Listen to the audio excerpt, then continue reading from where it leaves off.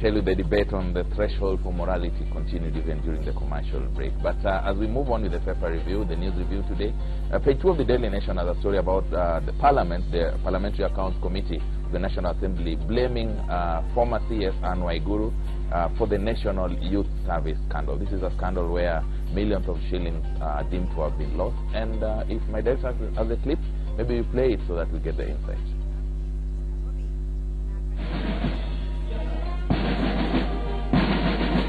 The Public Accounts Committee may have taken inordinately long time to deliver a report that saw members engaging in a civil war over its content. But the report is finally out, and it is damning in its recommendations against, among others, former devolution CS Anne Waiguru and her former peers Peter Mangeti. Ms. Anne Waiguru, the former cabinet secretary in the Ministry of Devolution and Planning, be barred from holding public office if found guilty after due process in light of our overall leadership at the ministry. The Directorate of Criminal Investigations commences fresh investigation of abuse of office by Ms. Anne Waiguru. It was a scheme that was crafted in such an elaborate manner that the thieves who were involved were sure that no action would be taken against them. And we are going to ask the youth to reject the Jubilee government based on the evidence in this document. The document speaks volume. The report directs EACC to audit the lifestyles of senior devolution ministry officials, with DCI required to expeditiously investigate the Ministerial Tender Committee for abetting corruption. Some are even transforming themselves into politicians to come here and play oversight roles over the very same institutions that they have helped to loot. When I hear somebody in the press accusing somebody of catwalking and speaking a lot of English, yet the other day the same person was protecting the same individual, one wonders who is telling us the truth. Someone who was actively involved in the scheming, in the planning, in the execution of this NYS scandal that has cost Kenyans billions of taxpayers' money is now being cleansed. The report also paints businesswoman Josephine Kafura and Ben Gethy as well-networked fronts used by top ministry officials to siphon billions from public coffers, with KRA asked to probe their tax returns. However, former CS Anne Waiguru has laughed off the report as recycled allegations. That PSC report is already done its time, and I think we've discussed it many times. It was already there, and I think I shouldn't comment about it. It has absolutely no consequence. Those recommendations have been said before. This is just a tabling on the floor of the House. They are free to air their opinions, but they do not hold any water in law. Public Accounts Committee also recommends further investigations on Central Bank of Kenya boss Patrick Njoroge. DPP Keriako Tobiko directed to review his decision not to charge Aden Harake. Should members of the National Assembly adopt the Public Accounts report on the NYS, then relevant agencies including the Directorate of Criminal Investigation, the Director of Public Prosecutions and the EACC will be required to do their job and bring all the culprits to book. Stephen Leto, Citizen TV, Parliament. Thank you very much, Stephen Leto. There you are. Senator Wamatangi, I beg to start with you on this. The issue of what we were talking about just before we took the break, morality vis-a-vis the law. Right. Now, from where we are, the report has been tabled. Should the National Assembly adopt it, the required bodies as per the law should take action. But you have seen the responses and the reactions. Your take. Well, yeah, you know, the procedure of public accounts, I'm a member of the Public Accounts Committee. So when a Public Accounts Committee tables a report in Parliament, that report then is subject to debate by all members of the Assembly, and they which give their opinions. The report might be adapted or would be adapted. That's the procedure. Once it's adapted, then consequences fall in. But remember that even as we speak now, there are still matters relating to NYS which are still in court. The former director and quite a number of people are still in court. And I believe, you know, at the end of following due process, because based on the arguments that have been made by all of us here, and mostly by my colleagues here, on where do you place the law? On the question of morality, definitely, you know, I mean, you'd ask the question of morality. The public court. Is it moral? And as you said, that's the public opinion court. But legally, at the point where you exhaust due process of law, and you see, conviction of being found guilty is based on the evidence that you produce to convict that person. At the end of that due process, then the law pronounces itself, and it will pronounce itself that this is the verdict. But also, let's remember that some times back, the EACC actually cleared Waiguru. Remember, I think that was during Mumu Matemo's tenure. She was cleared. Whatever evidence that they saw to clear her, EACC knows. Now, so if this report now takes its route, but the only part that I would be curious about is this, that ordinarily, once we table Public Accounts Committee reports, actually our recommendations are usually, like when we have some against the governors. We have one against the governor of Senator Halwale, who has been a runaway renegade from his commitments. And that is at the Senate. At the Senate. And the route is that once the report is tabled, adopted, then it is forwarded to DCI, the Director of Criminal Investigations, and to EACC.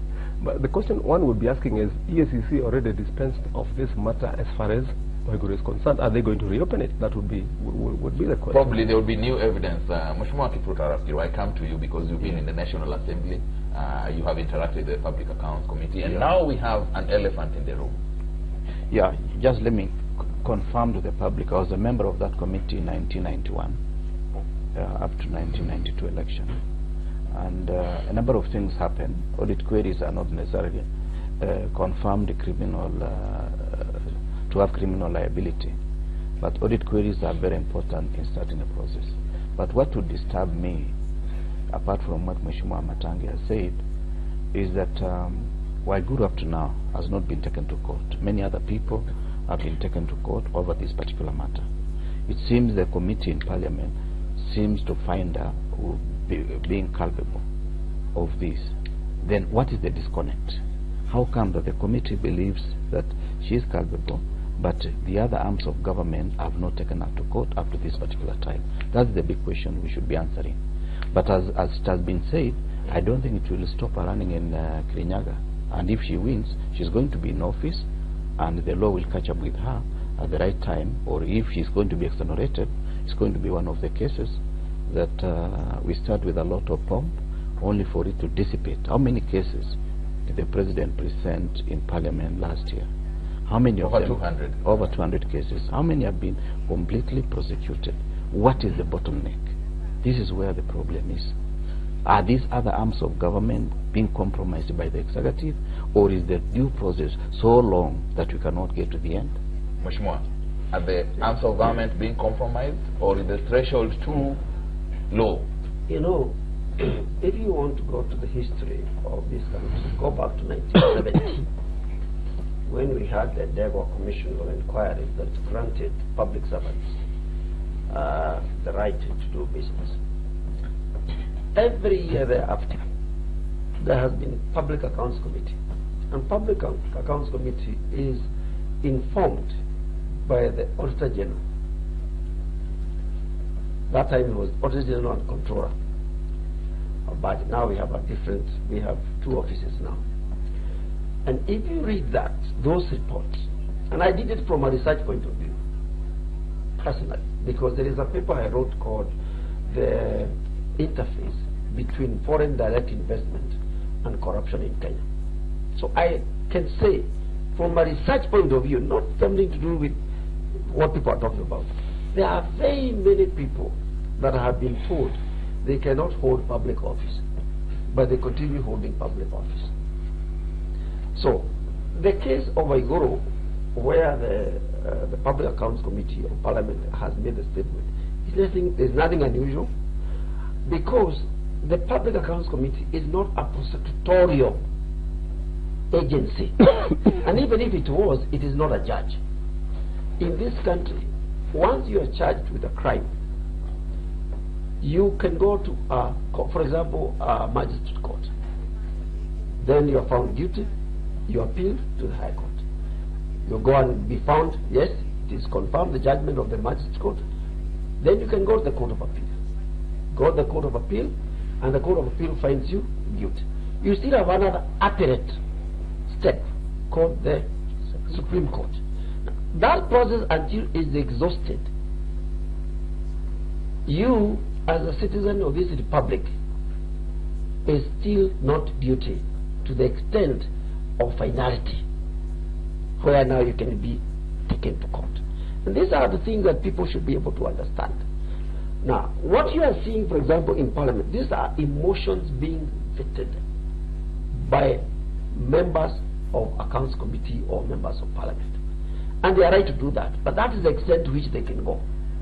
So, one of the challenges we have, and this is the elephant in the room, and I can tell you for sure, in this country, we have got Director of Public Prosecution, Director of Public Prosecution Office, and the Attorney General's Office. If we have ever had the weakest point in this republic, it is those two offices. Before it used to be AG's office. If you look at the capacity of the prosecutors and the investigators, they are highly challenged. And that is the reason why, more often than not, even if any one of us was a judge, there is a certain threshold where you say, yes, this evidence, having been brought to me as a judge, I have no other recourse than to convict so and so. But if investigation is ropey, prosecution is ropey, there is not enough evidence, more often than not, we'll be dancing in the public talking about somebody is guilty or not guilty. So that is one of the missing link in this republic, that our investigations and our prosecutorial arm is so weak to the extent that the would-be criminals, I say the word, the would-be criminals, will get away with the murder. And people wonder, Senator Zani, before I come to Mheshimiwa Halwale, who has been a chairman of the Parliamentary Accounts Committee, people wonder, is this by sheer coincidence, or is it planned that the Office of the Director of Prosecutions is so weak, like he says, that it becomes the weakest link in this chain? I think it's by design, and I think it really just starts from the top. Because there are many countries that when they have made the decision to fight corruption, they are able to do it. And they've made a difference. And if we look at our neighbor, and it's still a case for people to discuss about, we look at Tanzania. You know, we've seen a head of state who is actually going out to, you know, address issues of corruption in his country and making heads shake, and people react to that. Here we have a system where we still have the disconnection between the various institutions. We have a weak prosecution. We have at the end of the day somebody who is coming out and saying, you know, prove me guilty, knowing very clearly that maybe it's very difficult to prove them guilty. But I think the worst fate is that we have billions and billions of shillings that should have gone to make sure children who are malnourished in this country can get food, that children can be able to go to school, that families can be able to get maternal care, that people can be able to put food on their table. And you're looking at a Kenyan citizenry that day by day is being brought down by these systems. And you cannot Senator Zani, as you go on with that, just a quick one. The other day when the president was at State House, there was the sitting to talk about corruption and integrity. And he asked these bodies, haven't I given you the money? Haven't I supported you as the president? What more do you want me to do? Yeah, but you see, that's what somebody can say out there. But you know, where a system is following through, and finally there's somebody who is capable and somebody who is punished. Remember some time back we had, I can't remember the lady who used to work in the AIDS organization, and she was taken in. And she served for some time. And if you're looking at the cases, you're looking at 1 or 2 cases. So people in Kenya know that no matter what happens, in fact, even as I'm caught, I'm not sure whether I'm really being taken to the cell. Maybe I'm staying in my house somewhere in Lamington, relaxed. I know I have the right connections. I know somebody will fight for me. I know all I have to do is create some sort of disorder in the argument and be able to get away with it. I know I have to get some members of parliament to defend me. The bottom line is that money has been lost. That money has not disappeared. Somebody has taken that money. Gone to somebody's pocket. It's gone to somebody's pocket, and worse, Kenyans have suffered because that money has gone. But I think this is how countries finally get to a point where they want to make very, very definite change. And Kenya is at that point now. And this is how NASA comes in. That we want to be able to change this country and to be able to address corruption, to address the issues of poverty, to address the issues of injustices, to address the issue of proper devolution. Because we cannot go We cannot go beyond this. We've gone to the farthest that we can go to. Unless we have a systematic change and a systems change and an overhaul of leadership that is going to get us to Canaan, so to speak, and to be able to address these issues once and for all, we'll always come back and repeat this. And really, I think the onus is on the leaders, because it's the common Mwananchi who takes a chicken is the one who is going to suffer for 20 years, is going to be put in the but the person who is taking the billions, and people know. And then unfortunately we have a way to glorify this. Mheshimiwa Kiru has talked about the MCA who went back. He had been a doctor in quotes, not a true doctor, and he's gone back and elevated into an MCA. It's a society that says now we want you to be hourly. But I think it's a society that gets desperate. It's a society that finally cannot get these resources legally trickling down, that they decide, let me get, maybe if I succumb, or if I'm an ally of this one, I'll get a little bit of bread that's falling, or the crumbs from the bread that he'll be able to give to my children. It is a desperate situation. A number of issues here, Mheshimiwa Boni Halwale. You have been a chairman of the Parliamentary Accounts Committee. You are remembered infamously for the Grand Regency saga. A number of issues. Did you say infamous today? The famous. You said you are remembered infamous. Infamous? No, I said famous. There's the issue of the prosecutorial powers of the committee of the House. When you summon Charles, when you summon Kipruto Arap Kirwa, and he doesn't turn up, you threaten to wave the stick. This committee has the powers similar or akin to those of the High Court. The High Court. How then is it that your recommendations are just that, a recommendation? I think I have to rebut what Kabaka has said, that what Parliament has said, as it did yesterday, ends there. It doesn't. Parliament has said that she should be barred from holding public office. By who? And she has said that that does not hold water. You know why you are excited about it? It is because, just like her, you are under the illusion, because of the proximity she has towards the presidency, which is the most powerful office, that she could be above the law.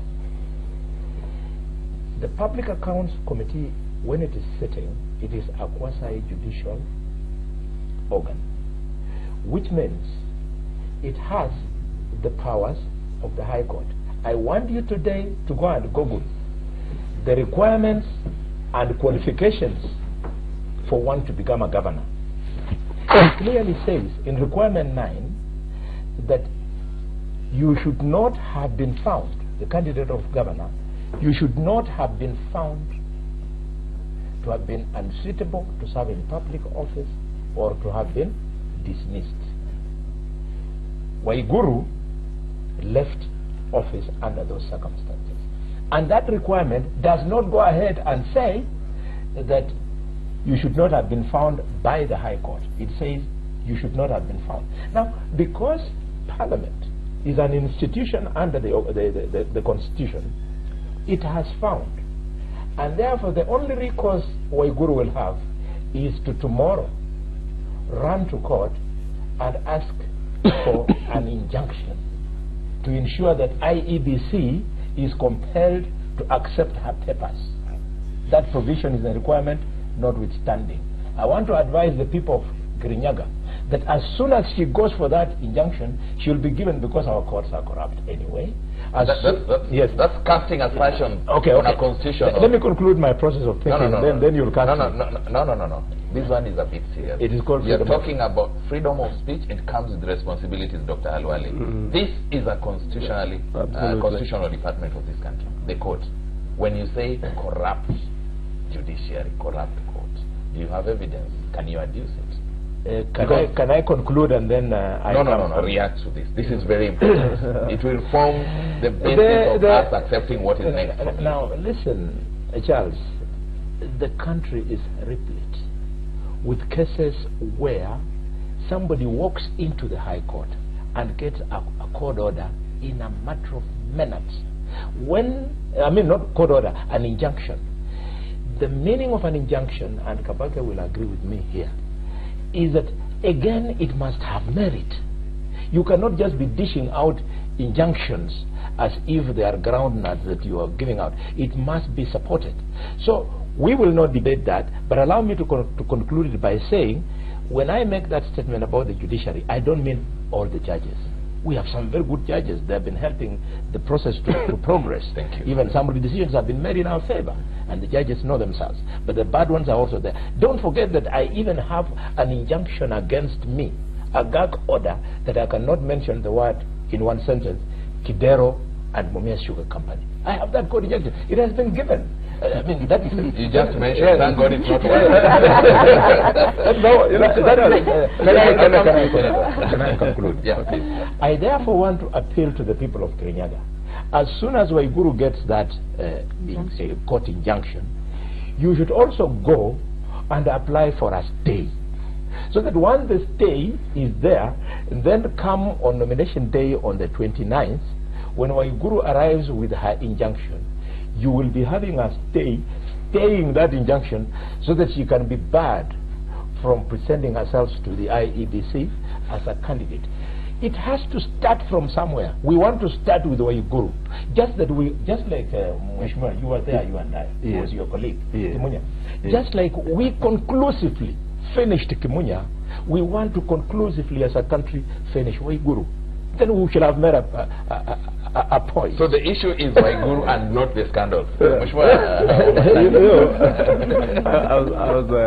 I first want to, I hope that, as we said earlier, the Archbishop is still listening and watching. Yes. Because the next thing he should do is to give Bonnie Halwale a call. Yes. After the issue, for telling lies. Because, you see, I mean, because really, I mean, when he starts relating that Waiguru, because of her affinity or proximity to whichever office is in, I mean, you know, and I'm glad that you held him to account on the allegation that he was making about, you know, against the courts, because that is the problem we have with our legislators and politicians, for that matter, that they can just throw in any statement. Why did you say what you have to say? If you have nothing to say, it is my right to hear my opinion. So you know, when you have politicians like Halwale, who can just throw in any statement and get away with it, it is terrible. But then, on the question of the process of public accounts, Kabage needs to probably also update. He's a lawyer, so he knows. I'm sure he's very well legally minded. There is a new law called the Public Audit Act 2015, which firmly deals with offences relating to the Auditor General's office and failure in so many ways of either to account or to report, and it spells out very clearly what the consequences are, including jail terms, including fines. So you can refer to it and use it as a law to punish those who do not fulfill or obey the law as far as the audit queries are concerned. Yeah, so in conclusion, as to where does this thing go from, this issue go from public accounts being tabled in the House, without a doubt, it will just take the normal course it takes. And as I said, once it is gone to EACC, once it's gone to DCI, or wherever it will be taken, the process of convicting anyone is a process at any one time, whether we find that person should either be finished or not finished.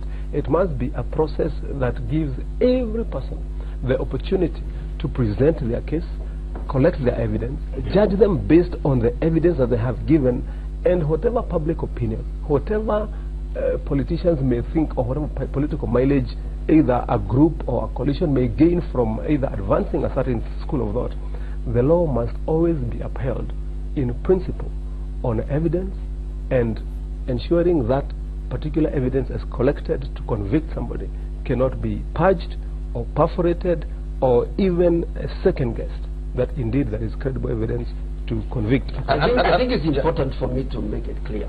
If you look at Article 336 on protection of public officers, that constitutional provision is very clear.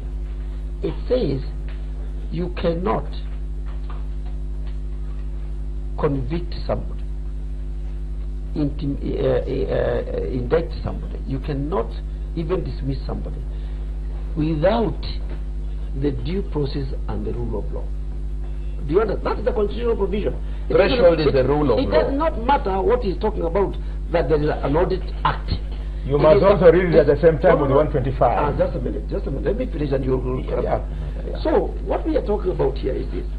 When you talk about Article 336, which protects everybody, it says that unless a due process and the rule of law is followed, you cannot just be punished. What it means is that even Waiguru or any other person is availed that privilege and that constitutional right like everybody else. So that it is not, you know, when you are looking at a law or looking at a provision of the constitution, you don't just only look at one issue. You look at the totality of the whole thing. And the reason why Waiguru will stand, or any other person, is because she has not exhausted the mechanism provided for in law. So that you arrive at a position and say, this person has reached the limit. And that, let me tell you, that is very, very important. So that when we are prosecuting people, we understand that there are legal steps and there is a process, specific due process, and the rule of law. Is our problem reading the law in isolation? No. Listen. I think it's important. Because you see, I think as he says, just we are let me talking finish. As Mheshimiwa said that, yes, the Constitution, the Constitution talks about the Public Accounts Committee being a quasi judicial body, but it's not a judicial body. You get what I mean? When it comes to the question of convictions, it is the court.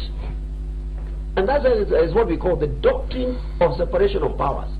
We have got the executive branch of government, we have got the judicial branch of government, and we have got the parliamentary branch or the legislative branch of government. And that's what we have to realize. Don't commingle the two of them. Well, I think Wakilu can make a very good civics teacher, but this is not the forum, because all these things have been said. Even if you had listened to the chairman of Public Accounts Committee, he said the due process. When the due process is followed, he should be barred from running a public office. But what is important in this discussion, if found guilty. If found guilty, that's what the chairman said. Yeah.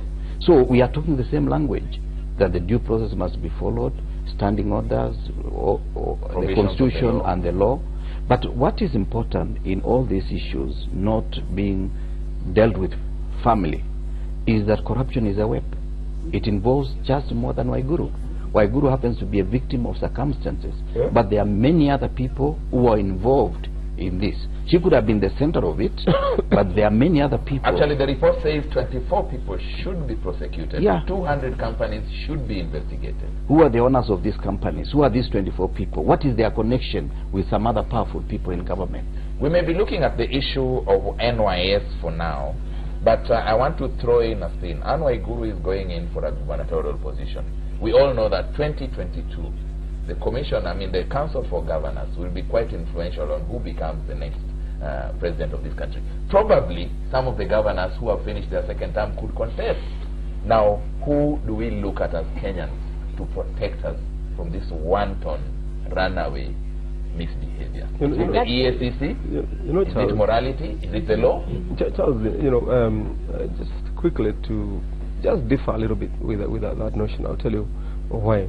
Unless there is a complete change in how governors execute the work of running their counties, as required by law and what they're doing now, and hopefully they will change that when the likes of Halwale, hopefully then he goes and win their seats there, and we have a new mind shift, new rules to play by, a new calling for governors to uphold integrity and follow the law. I would discount verily that by 2022, if they proceed, if they continue the way they are, that they would have any say anywhere in who becomes president. Because I'll tell you, if you placed all the 47 governors, you would be very strained to draw a line that says 3/4 of them. Only 3/4.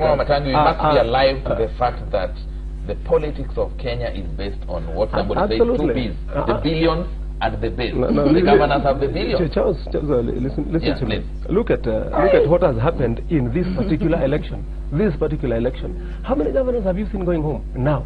In spite of all the billions they're spending, people are saying, no, we don't want your billions, we are going to eat the billions you bring, but on election day, we'll send you home. So many of them are home now. So I say this, if they continue the way they have been working, I will tell you, in fact, they run the danger of killing one devolution, even that body itself, the Council of Governors, unless there's a complete manship. I hope that this new crop of governors who now are going to come in, you know, in 2013, nobody really knew, had a proper concept of what office are you going to hold and what are the responsibilities. That's why you find more than 3/4 of those governors were failed politicians. And they managed just to go and stumble into office. When they got into office, some of them were I'm not saying that you need to hold, you know, a certain position to be a governor, but at least, you know, there has to be qualities, there has to be, you know, criteria. And I need to take a break. But yeah, no, just before you take that break, I think when you're looking at sociology of law generally, I mean, you've got to ask yourself a basic question. Why, it's the same legal system, why is the chicken thief prosecuted so quickly, jailed so quickly, because and goes on, by the same and court. How does, by the same court, because by the he's same alone, system, but this and how does how does the syndicate of the rich and those who have billions get away with it? That's the question you should be asking. We're not, the problem is not the law. The law is there, but what you get out of the law is what you put into the law. And clearly, in Kenya, we know that it takes you to have the best lawyer. It takes you to be able to penetrate the system, and let's not live as though let's not argue like as though we live in utopia. We have had cases. I'm trying to remember the judge in place, but I remember the Kidero, you know, allegation of a bribery case that was played out in the public. So let's not talk about institutions as though we don't know problems actually exist in these institutions. And you find that the sense of justice. Look at the person whose piece of land has been taken. He has to struggle. He has to pay that lawyer. That piece of land will end up not in his hands. But for the rich, they'll always be able to get away with it. So as much as we're talking about the legal systems, let's not talk about them in isolation. We're talking about them in reality. So where is the solution for us as so the basic tenet for most Kenyans is that what it takes is that if you're protected, if you're powerful, if you can get away with it, it doesn't matter what you're going to say in between. You're going to somehow convince people. I think the solution lies in educating the people. The way Senator Kalwale is going, that direction, getting people to understand what you give or what you get in is what you're going to get out. And this is what is happening when 5 years, 4 years later in this term, people are telling these leaders, go away, we don't want you. But we should move one step ahead as Kenyans and look at somebody's caliber, look at the integrity questions that are there. Because even on this case of the NYS, we'd like to see how will the ESCC boss deal with it, because this one is right on his face. You know, how is he going to deal with this? I think, Charles, you need to recall two statements you've made. They're extremely dangerous, and Wamatangi got it spot on. In 2022, governors cannot influence who will be the president. I said may. The future is made of they are building such negative energy against themselves that in 2022, people want to say, those people, the way they have mismanaged devolution, we can't have them near the presidency. The second one which you have made, which is very unfortunate, is that governors have got the so-called 2 Bs, that they have the billions and that they have the best. Who told you governors have billions? The money that is under the custody of the governors is not their money. It is public funds. It is up to you as the media, as parliament, to continuously remind the public that those billions is not the property of the governors, is public funds. And because Gabage has said it, that parliament can do nothing, if you continue this way, then you are saying we should remove county assemblies, we should remove the Senate, we should remove the National Assembly, we just go on with the executive because they have the big money that shakes you guys. The answer is this: Parliament and the county assemblies must never ever speak in vain. So when Parliament has spoken that Waiguru is not fit to hold public office, the whole country has spoken, because the 290 members of Parliament represent the people. Thank you. I need to finish, but I think, Mheshimiwa Kalwale, you needed to have got what I said clearly. My question was, Council for Governors, quite influential. Some of these governors finish their second term, they may want to take a big shot at it. Yep. Politics in Kenya for a long time has been determined by 2 issues: billions and the base. And my question was, is the EACC going to help us in this? Should these governors get public opinion? Is the EACC going to stand in and help Kenyans? That's what you needed to have got. I just want to make a couple of points, because I think Mheshimiwa Senator Kalale, he has misunderstood what I'm talking about. Okay. What I talked about is what we call the doctrine of separation of powers. And Parliament has its functions clearly spelled out. Okay? One of those functions is to come up with the issue of a Public Accounts Committee report. But after they have come up with a Public Accounts report, it's handed over to institutions like Director of Public Prosecution or EACC. That is what I want to make him to understand. I'm not in any way saying that Parliament should not even function or does not function in the way he is saying.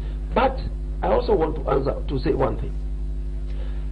The issue of economic crimes, which we are dealing with here in this country, how can we be able to deal with them? Our biggest challenge right now is the delay. You can have a case in court for 20 years. Now, we have a solution. Very simple. If you look at our constitution today, it says cases of election of petitions must be dealt within 6 months and concluded. And that was done. Now, Parliament, in its wisdom, today can come up with a law and say, once you are charged with an economic crime, it must be investigated, prosecuted, and concluded within 6 months or even 9 months. The day we do that, this country will change completely. But as long as our process of prosecution can take its own life, there are some people who were born in 1990. Today they are 20-something years old, isn't it? 27 years old. Yes, yes. They are members of Parliament. Yes, yes. But there was Golden Bar case still going on up to this time. So this is the biggest problem. And they always say, justice delayed is justice denied. And that's a very important point. A time for another short commercial break. A very vibrant and informed panel here. Senator Kimani Wamatangi, Mheshimiwa Agnes Zani, Dr. Boni Halwale, Mheshimiwa Kipruto Arapira, Mheshimiwa Karanja Kabage. We'll be right back after this, and we'll be looking at NASA vowing to purge Jubilee project.